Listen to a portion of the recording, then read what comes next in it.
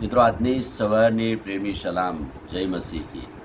પ્રભુનો આભાર માનીએ છીએ. પ્રેરિતોના કૃત્યોના બીજા અધ્યાયમાં શિષ્યોની જે ભૂમિકા છે, એમણે જે ભૂમિકા અદા કરી એ વિશેની વાતો આપણે જોતા આવ્યા હતા. અને ગઈકાલે આપણે જોયેલું કેવી રીતે સંત પિત્તરે પ્રથમ સંદેશ આપ્યો અને એક સાથે 3000 માણસોએ બાપ્તિસ્મા લીધા. મંડળી વૃદ્ધિ પામતી જાય છે. હવે 11થી 120ની સંખ્યાને 120થી સીધા 3000 માણસો ઉમેરાયા મંડળીમાં, એવું લખેલું છે. તે જ દિવસે, જે દિવસે પિત્તરે ભાષણ કર્યું, પવિત્ર આત્મા ઉતરી આવ્યો, એ જ દિવસે હવે આ 3000 માણસો અથવા તો આ શરૂઆતની મંડળી જે અસ્તિત્વમાં આવી, એમની લાક્ષણિકતા શું છે, કેવી રીતે વૃદ્ધિ પામી એ મંડળી?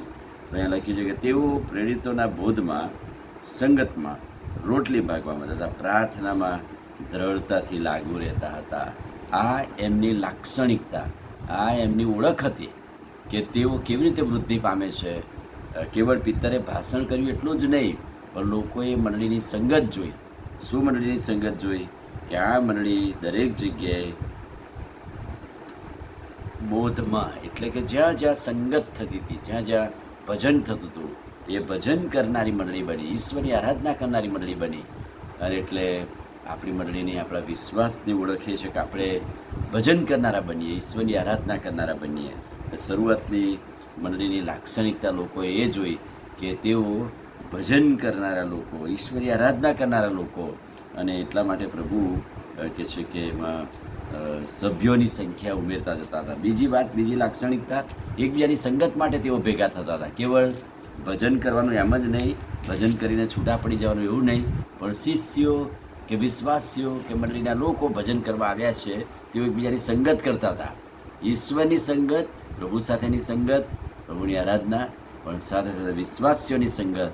નવા વિશ્વાસી આવે એનું ઉત્તેજન આપવાનું, એની ઓળખ લેવાની, એને કેમ છો કહેવાનું, એની તકલીફો, મુશ્કેલીઓનું વર્ણન કરવાનું. અને આ સંગત એ મંડળીને વૃદ્ધિ પામનારું એક કારણ છે. ત્રીજું કારણ, ત્રીજી ઓળખ એમની એ કે તેઓ પ્રાર્થનાવાદી હતા. જ્યાં જાય ત્યાં તેઓ પ્રાર્થના કરતા હતા. પ્રાર્થનામાં દ્રઢતાથી લાગુ રહેનારા, પ્રાર્થનામાં વધારે સમય પ્રાર્થનામાં ગાળે. કેવળ રવિવારની ભજન સેવા અને આરાધનામાં આવ્યા એટલું જ નહીં, પણ સપ્તાહ દરમિયાન જ્યાં જ્યાં સંગત થઈ, જ્યાં જ્યાં પ્રાર્થના મિટિંગો થઈ, ત્યાં પ્રાર્થનામાં જનાર પ્રાર્થનાવાદી મંડળી. અને કોઈકે કહ્યું છે કે જે મંડળી સળગતીને પ્રાર્થનાવાદી હોય છે, ત્યાં પવિત્ર આત્માનું સામર્થ્ય કામ કરે છે. જ્યાં પવિત્ર આત્માનું સામર્થ્ય કામ કરે છે, ત્યાં મંડળી પ્રાર્થનાવાદી બને છે. અને એટલા માટે શરૂઆતની મંડળીની આ એક ઓળખ છે કે તેઓ પ્રાર્થનામાં દ્રઢતાથી લાગુ રહેતા હતા. બીજી વાત અહીંયા લખી છે, જે ચોથો એમની લાક્ષણિકતા, તેઓ રોટલી ભાગવામાં, અને પ્રેરિતોના બોધમાં, સંગતમાં, રોટલી ભાગવામાં, પ્રાર્થનામાં દ્રઢતાથી લાગે. એટલે રોટલી ભાગવી બે પ્રકારે. એક, તેઓ મેજની સંગત, પ્રભુ સાથેની મેજની સંગત. અને રોટલી ભાગવામાં એટલે અહીંયા લખ્યું છે કે તેઓ સર્વની મિલકત સામાન્ય હતી. જો તમે પ્રેરિતોના કૃત્યો બીજો અધ્યાય 42થી આગળ જોશો વચનો, પ્રેરિતોના કૃત્યો બીજો અધ્યાય 42થી આગળ, તો ત્યાં લખ્યું છે કે તેઓ બધા જ સામાન્ય રીતે ભેગા થતા હતા. સર્વ વિશ્વાસ કરનારાઓ ભેગા થતા હતા અને તેઓની બધી મિલકત સામાન્ય હતી. અને તેઓ પોતાની મિલકત તથા સરસામાન વેચી નાખતા અને દરેકની અગત્ય પ્રમાણે સર્વને વહેંચી આપતા. વહેંચી આપવું, ભેગું કરવું, એટલે ત્યાં વહીવટની વાત આવી. અને એટલા માટે આ મંડળી સુગમ, સરળ પડે એ રીતે વહીવટ કરનારી મંડળી.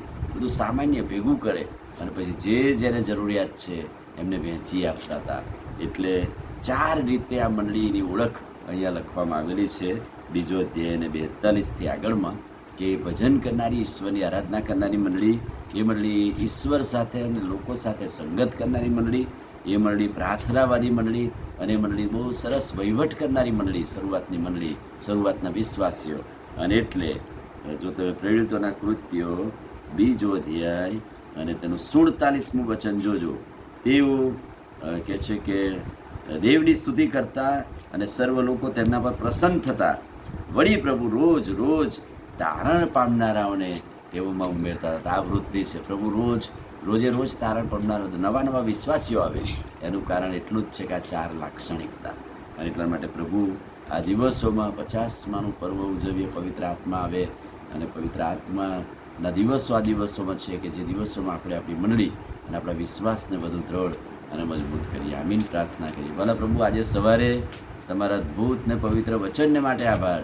વચનના પ્રકાશમાં અમને દોરો, પવિત્ર આત્માનું સામર્થ્ય અમને આપો. પ્રભુ ઈસુના નામમાં માગીએ છીએ, સાંભળો ને માન્ય કરો. આમીન. God bless you.